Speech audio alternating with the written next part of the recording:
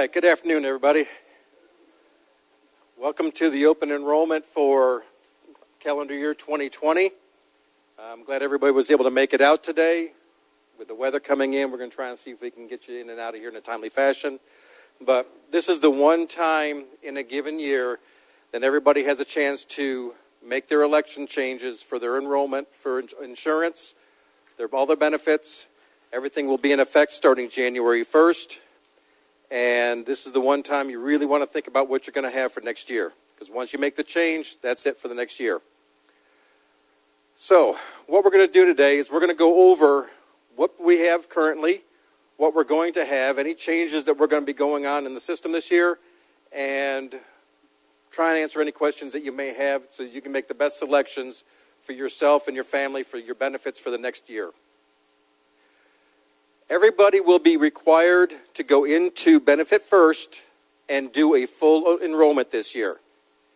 Previously, if you were not making any changes, you didn't have to do anything. This year's a little different.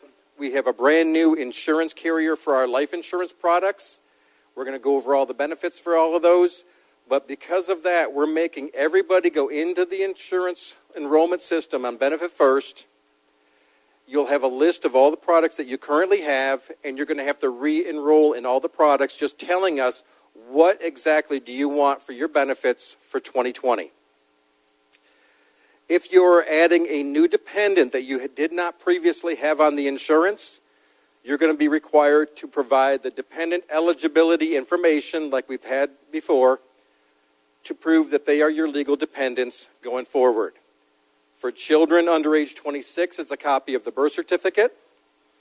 For spouses, it's a copy of the tax form from 2018, and it'll designate on there that you were married. You're either married filing singly or you're married filing jointly, but you're telling the federal government that you are married. And since our plan is governed by federal laws, we have to make sure that our individuals that are on our plan are qualified individuals, which means that if you're going to have a spouse on there, they have to be married to you legally, noted on the tax form. Black out all the numbers. We don't need to have any idea of the salaries or income levels that people have.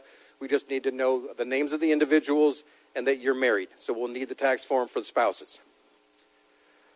Life insurance this year, we are changing from having a Mutual of Omaha as our life insurance carrier to Dearborn National, which is a wholly owned company from Blue Cross Blue Shield. They're going to be our life insurance carrier this coming year. And because of that, we're going to have basically a full open enrollment for life insurance. And we're going to go over the life insurance products here shortly.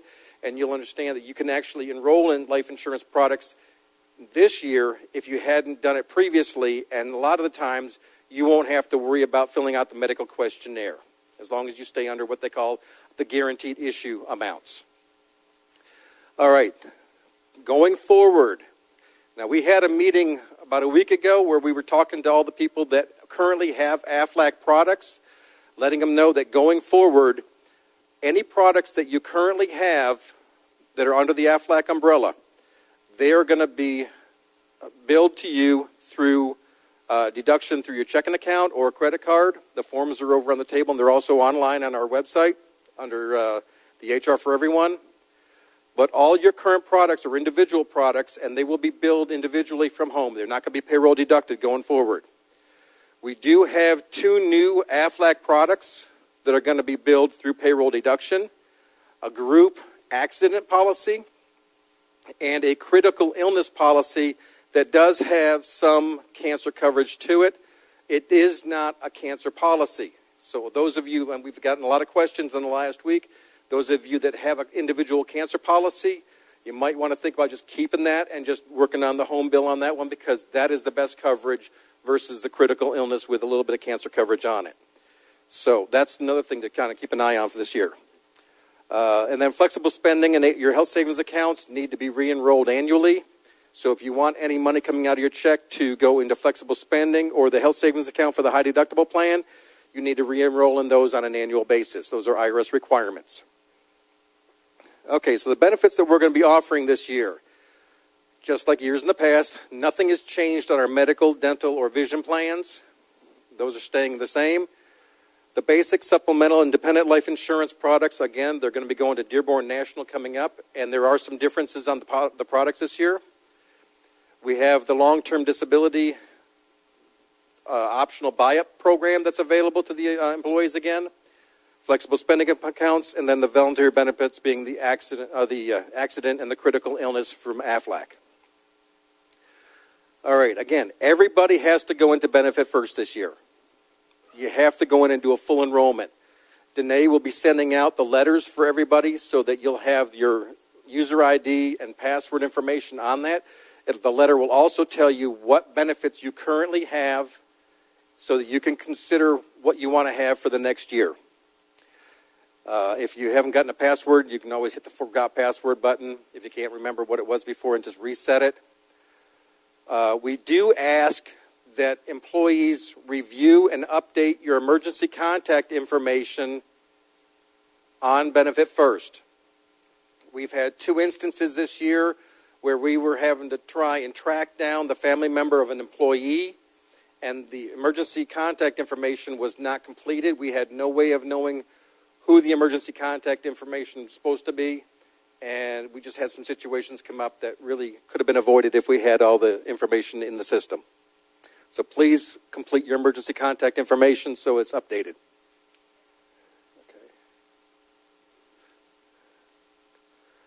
Okay, that's not working.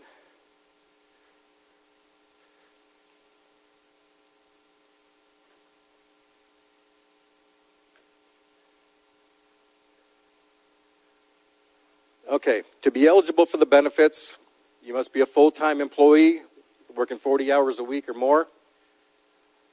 To be eligible as a dependent, it has to be a legal spouse. Again, that's why we need to have the tax form. Birth child, stepchild, or legally adopted child is required for the dependents, or a child you have legal guardianship for, and we just need a form for the courts if you do happen to add an individual in that way. And new hires, all new hires are eligible for the benefits starting the first of the month after they've come on board. All right, this year's benefits, Blue Cross Blue Shield is maintaining our medical plan. There are no changes to that plan. Y'all have done a really good job of staying out of the freestanding emergency rooms and staying out of the emergency rooms for cold and flu-related symptoms and stuff of that nature. A lot more of the individuals are going to the urgent care and the convenience care facilities. So you're keeping the costs down. So that was what was allowed us to be able to keep our premiums the same. Everybody did a real good job, and we have no increase on the premiums for medical plan this year. Dearborn National, again, is our new life insurance carrier for life, long-term disability, and accidental death and dismemberment. For those individuals that are participating in the high-deductible health plan, we did budget a contribution into the HSA account again this year. So for single individuals, we will do a contribution in January and July, 1/2 each, to a total of $1,000. If you enroll yourself as employee and spouse or employee and children on the high-deductible plan, we contribute $1,500 in total. And then for those individuals that do employee and family, we do $2,000 contributions, split half and half, January and July. The dental and the vision products are not changing. So the exact same stuff that we've had the last couple of years is to stay in place. And then again, we have the 2 new products on Aflac that will be enrolled in Benefit First. Now these are, again, group products, not the individual products that you've been used to having. For those individuals that are really concerned about the premiums, or they can't remember what the premiums are, the core plan, buy-up plan, and the high-deductible plan are listed up here. All of this information is going to be on the HR for Everyone website. The book is on there. We'll have this PowerPoint available on there. So if anybody wants to review this, or if anybody needs any questions answered on a one-on-one basis, come see us, and HR will be happy to help you out. But the high-deductible plan is staying for a single individual at no cost out of your pocket. Now, if you're an employee who is age 65 and older on Medicare, or if your spouse has you covered on a PPO plan at another employer with a deductible lower than what our high deductible plan is, we need to talk because there are some IRS requirements that you may or may not be able to stay on that plan. And you probably will not be able to contribute to the health savings account. So if that's the situation, please come see us in HR and let us know what your situation is so that we can advise you a little bit better accordingly for what you want to have for insurance next year. Comparing the three plans, this print is very small in your book. But basically, the buy-up plan has a $1,500 deductible for a single person, $3,000 family. That one costs you the most of premiums. The core plan has a higher deductible of $2,500 for a single person, $5,000 for a family. It costs you a little bit less on your premiums out of your paycheck. The high deductible plan is the most out of your pocket for deductibles, being $3,000 and $6,000 for family. But that's the least out of your check for premiums. It's always a pay me now, pay me later situation when it comes to insurance. The more you pay now, the less you pay later on when you have services. The high deductible plan, you have the highest first dollar costs out of your pocket when you have services, but it has the least for premiums, so it's a trade-off on that. The 2020 contributions for your health savings account have increased. The IRS adjusts these for inflation every year. For 2020, the individual contribution amount has increased for the HSA to $35.50. If you enroll in that plan and have anybody other than yourself on the medical plan, where it's employee and spouse, employee and children, employee and family, your contribution amount is actually double the single rate to $7,100. That is the most that can go into your account on a normal basis, on an annualized basis, and that does include the city's contribution. Now, if you're over age 55 or 55 and older, you can actually add another $1,000 to that. The IRS calls it a catch-up provision.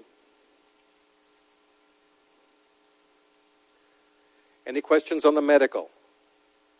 Like I said, there was nothing really changed in the medical at all this year. Rates, plans, everything stayed the same. The flexible spending, that's $2,700, and that'll be a couple slides later. Any other questions? Okay. Dental benefits, these did not change. The PPO plan that we have has a deductible of $75 a person with a $225 per family plan year maximum deductibles. Maximum benefits are $1,250 per person per year. Your preventive services, your diagnostics, your x-rays, your checkups, your cleanings, those are 100% covered, no deductible, no money out of your pocket. Type 2 services, the fillings, simple extractions, they're covered at 80% after the deductible. Your major services, your crowns, bridges, dentures, and things of that nature are covered at 50% after your deductible. And then type 4 services are your orthodontia services, and those, again, after your deductible, they're covered at 50% with a $1,250 lifetime maximum on that. Oh, excuse me, that one's up to $2,000 now. And that covers both adults and children. Some of the older plans that we had only covered the kids. Pardon me? No, that's the bridges and partial dentures. Those are covered. Okay, let me check into that one again. Yeah, it should have been 50, but I think they made it. Unless they upped it, I'll check on that. All right, the premiums have not changed again. Single people, $4. Employee and spouse, $30. Children don't cost as much on the dental, so it's only $24, and then family coverage is $34 a month.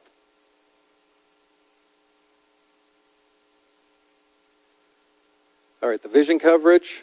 Our vision coverage is through the Standard Insurance Company.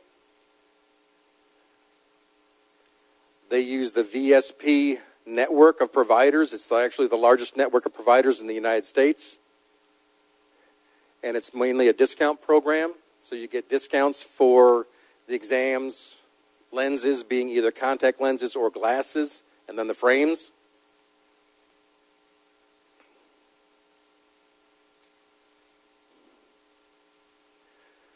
Vision rates have not changed.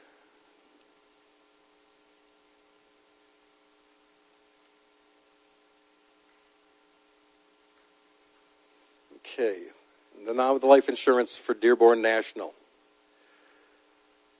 What we've had in the past, our life insurance provided by the city has been equal to 3 times your annual salary, up to $150,000 maximum. Again, the city pays for that. That's nothing that you have to pay for on that one. And built into that accidental death and dismemberment mirrored the 3 times your annual salary up to $150,000. And the core plan long-term disability that the city pays for is 40% of your monthly salary up to $5,000. That is the free stuff. What you can purchase is voluntary life insurance over and above that in increments of $10,000. The guaranteed issue in that product, which is the most that you can actually purchase in additional life insurance without having to have a medical questionnaire, evidence of insurability form, is $150,000. And that's on top of the $150,000 that the city's providing for you. If you want to elect life insurance coverage for your spouse or your children, you must purchase some voluntary insurance, even if it's the $10,000. You have to have some voluntary coverage in order to purchase additional coverage for your spouse and your children.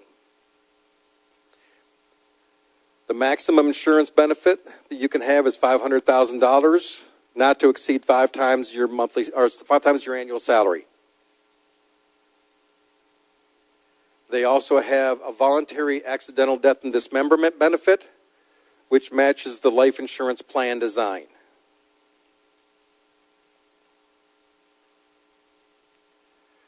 If you want to purchase the additional life insurance, you can purchase insurance on your dependent children in increments of $1,000. Minimum is $2,000 in coverage. The maximum has been increased this year. It used to be $10,000. Now you can actually purchase $15,000 worth of life insurance on your children. This is one of the improvements that we tried to make this year because a lot of people were asking about trying to get more coverage for their kids. So we were able to make it happen through the RFP process.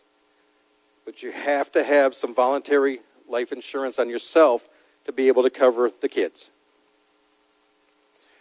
Your spouse voluntary insurance is purchased in $5,000 increments, and it cannot exceed 50% of your voluntary insurance that you're purchasing. So if you purchase $10,000, you can only get $5,000 for the spouse. You purchase $50,000 for yourself, you can get $25,000 for the spouse. And the long-term disability that we currently have, you can also do a buy-up on the long-term disability, which is equal to 60%. 60% of your monthly salary up to $7,000.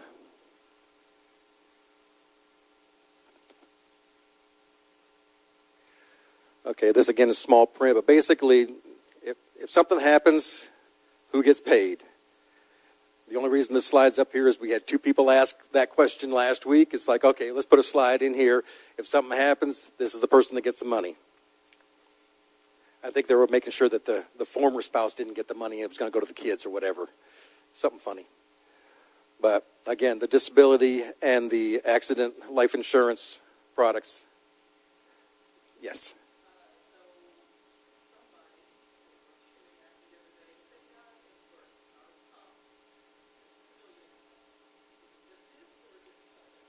So if you die at work, who gets the money? Or what? What all gets paid out? Okay. Well, I would hope that they wouldn't die at work, but I have had to deal with that in the past. Okay, if something were to happen, and an unforeseen circumstance happens, and somebody passes while working, the city pays for 1 times your annual salary through our pension, through TMRS.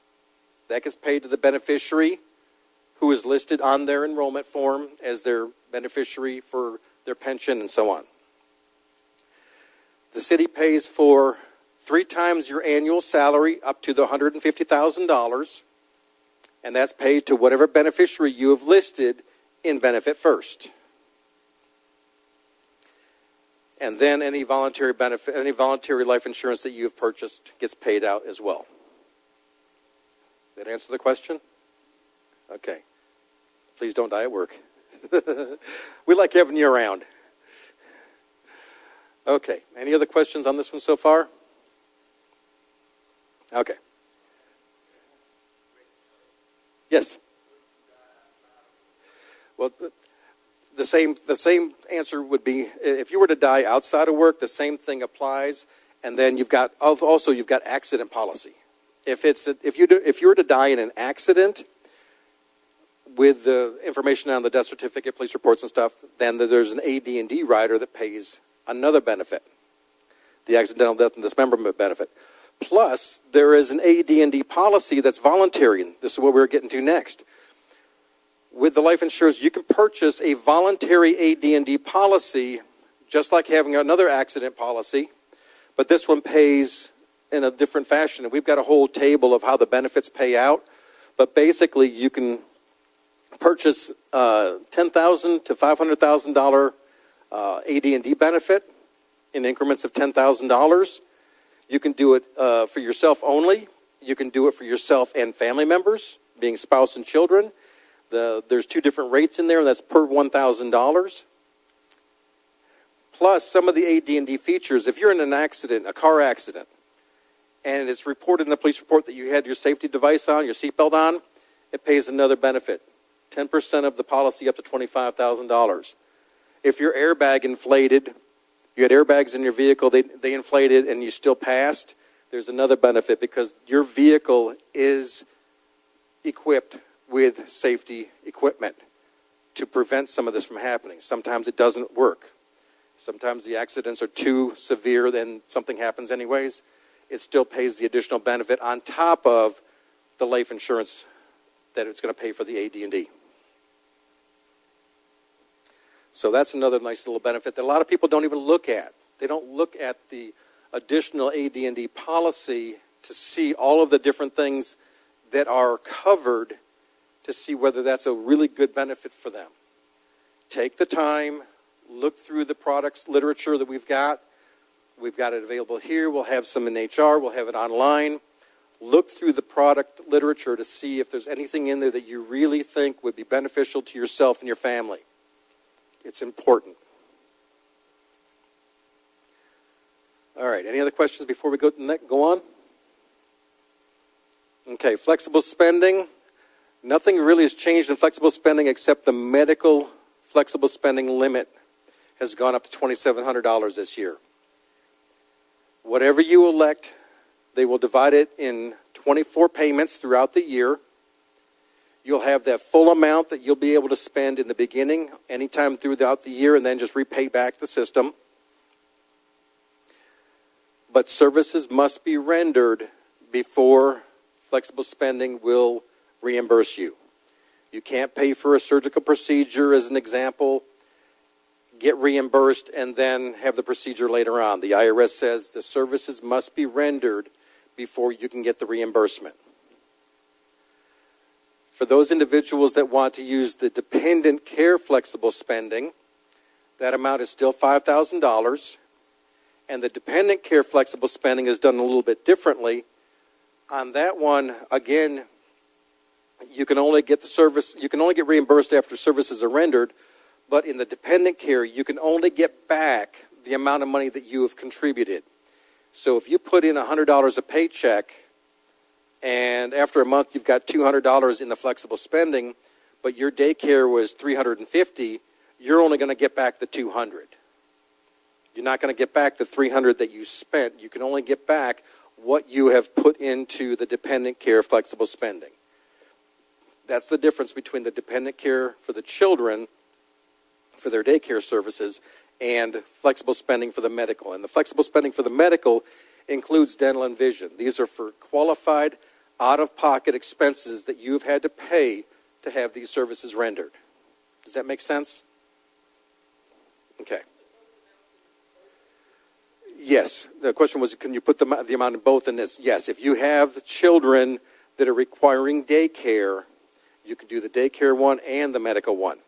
Now, if you're on the high deductible plan, and this situation comes up every year, if you're on the high deductible health plan with the health savings account, that health savings account is the vehicle that the IRS has created for you to save money on a pre-tax basis to help pre-fund those future medical expenses.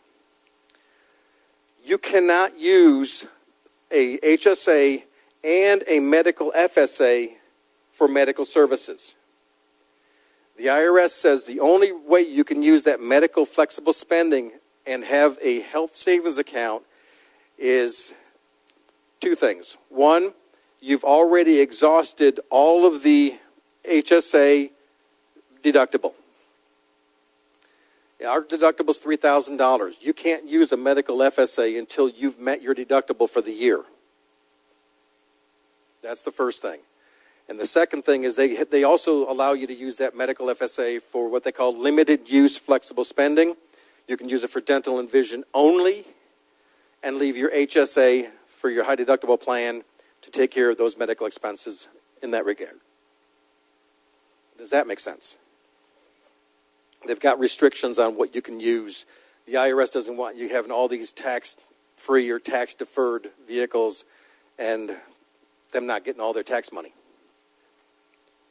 Okay, the Aflac products.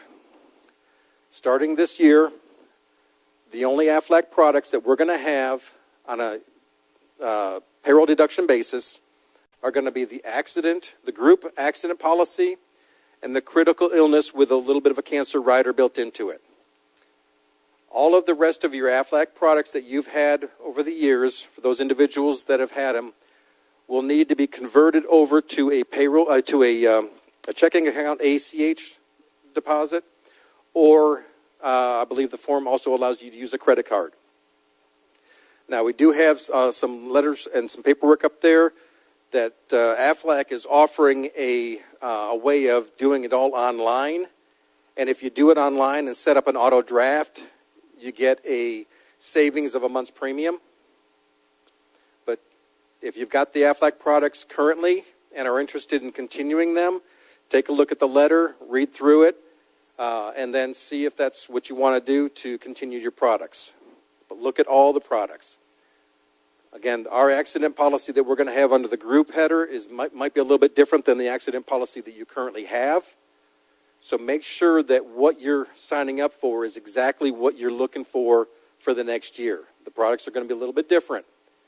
So make sure you sign up for what you want. The critical illness, for some people that aren't familiar with that one, that covers things like heart attack, stroke, end-stage renal. I mean, things of that nature, your critical illness. They pay a benefit if those situations were to occur. Accident is just that. Cancer is a separate policy. This one does have a little bit of a cancer rider to it, but it's not the same as the cancer policy that many of the employees currently have. So look at them carefully before you make your decisions on whether you want to keep it or whether you want to change it to something else.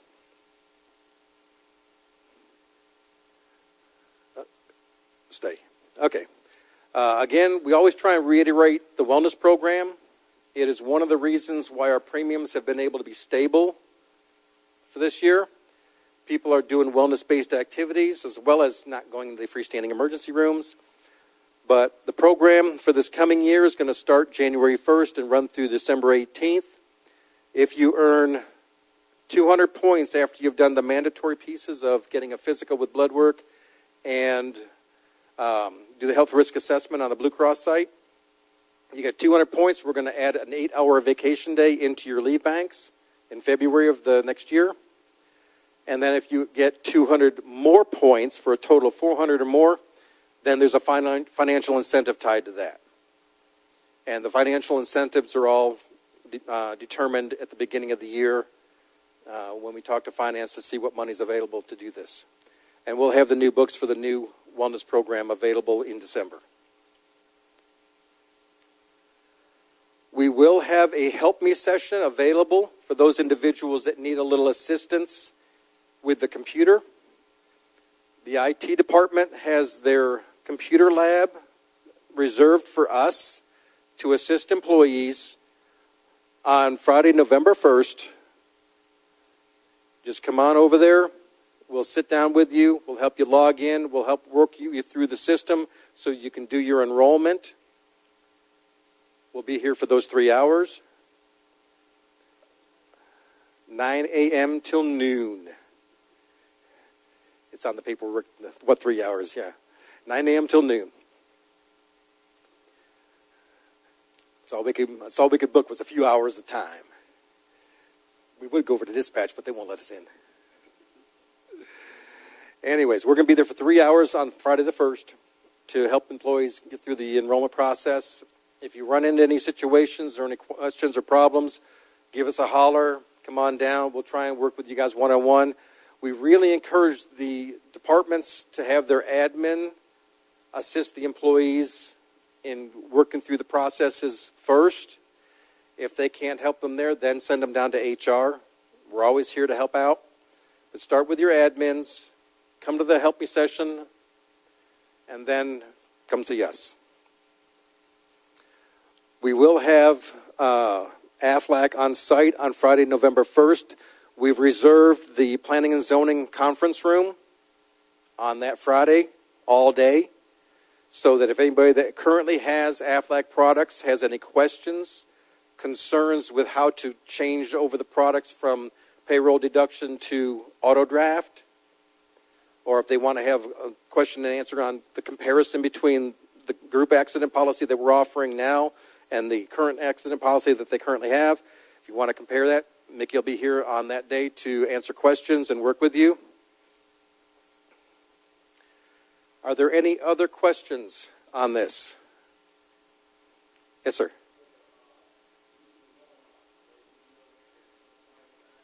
Will Mutual of Omaha be here at any time? No. They're no longer going to be our life insurance carrier. It is a group product, so we're just transitioning from Mutual of Omaha to Dearborn National. If you have any questions on Dearborn National, on the life insurance products that we currently have, we have a young lady here from Dearborn that would be more than happy to answer any questions about the new products that we've got, the rates. We've got some paperwork over there on the desk to answer questions, and then we're always here. But any of the Mutual of Omaha products that you currently have, everything just grandfathers over into Dearborn National. Everything you currently have, you just got to go into the system, go into Benefit First, and say, I have $150,000 now, I want $150,000 going forward. Everything transitions over. But this is a true open enrollment for life insurance. If you do not have any life insurance, get at least the $10,000, something. Because with that, if you wanted to increase your life insurance later on, you can go up $10,000 without having to do that medical questionnaire. Because most of the time, with life insurance, if you don't have something and you want to enroll in it later on, you have to fill out that medical questionnaire. Their underwriting department has to review it to make sure you're healthy enough to do that. And then it just delays things. With this, you've already got some life insurance started, and you can increase it on a $10,000 increment without a problem. And then for those individuals that have kids, you got to have something for yourself. If you don't currently have anything on the kids, get a little bit on yourself and then get the kids taken care of. There's nothing worse than not having life insurance on your children. I mean, we try and stay out of accidents and things. Kids are accident prone. That's just the way it is. And all sports and things, have something taken care of for the kids. Are there any other questions that we can answer here? Yes, sir. Okay. The question is, if you're one, there's only, I think, 11 or 12 people that currently have the old Dearborn critical illness coverage. That is a totally separate coverage from ages gone by. That product is individualized. We don't know what coverage you have. There's nothing in Dearborn that shows us what coverage you have in the critical illness in the product. So if you wanted to have that one and the Aflac product, then I would sign up for that. But I would compare the two of them. You should have a plan document at some point from the old Dearborn products where you can take a look and see what the coverage is. Because the coverage, if I'm not mistaken, the coverage on the old Dearborn critical illness coverage had a limit of $50,000 if you paid for that amount. This one does not. Our critical illness policy that we have here for the Aflac products does not have that high of a limit to it. So you might want to look at what you have before you say, okay, well, maybe I want to change.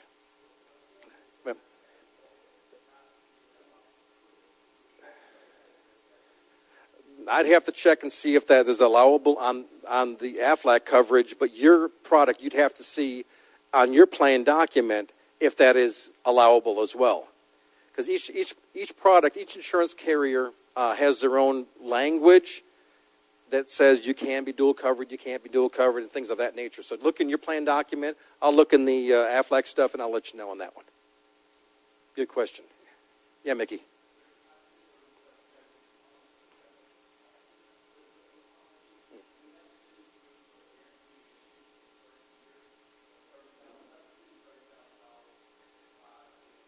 Yeah. Okay, yeah. Yeah, it does have the new Aflac products that we have, like Mickey was saying, has a limit of $30,000, where the old Dearborn did have a limit if you purchase that limit up to $50,000. But it's a guaranteed issue on the product, so you can sign up for whatever it is that you want, and there's no medical underwriting necessary for that one. Are there any other questions that we can answer for this?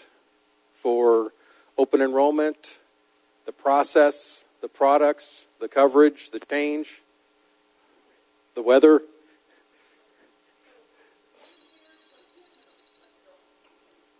Okay, for dependent care, if you have an adult dependent, the IRS rule for dependent flexible spending is, I believe, age 13. The older adult coverage does not, their flexible spending does not apply to them. Are there any other questions? Everybody's heading out before the rain. All right. Well, I appreciate everybody coming out. Let's make this open enrollment nice and smooth. If you have questions, again, start with your admin. Come to the Help Me session. Come to HR. We're here to help you. We work for you guys. Thank you.